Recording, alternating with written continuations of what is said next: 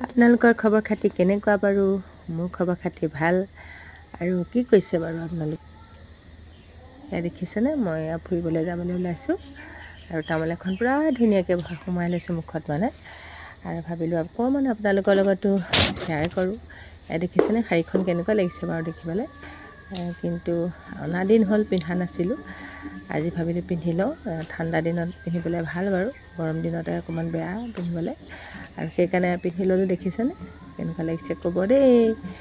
আৰু ওলাইছোঁ আৰু ধুনীয়াকৈ মুখতে তামোল এখন ভৰাই, সেইকাৰণে আপোনালোকৰ লগত অকণমান দেখুৱাইছোঁ। দেখিছে নাকটোত মানে অলপ সেন্দুৰ পৰিলে, ৰঙা হৈ আছে। টংটো মানে ধৰিয়ে গ'ল আৰু বহাইবলৈ বৰ দিগদাৰ, তিতালেও এতিয়া ৰঙা হৈ যাব। আৰু ঠিক আছে বাৰু, খেতি পথাৰ হ'লনে বাৰু ধান চান দাই আপোনালোকৰ? Bye bye.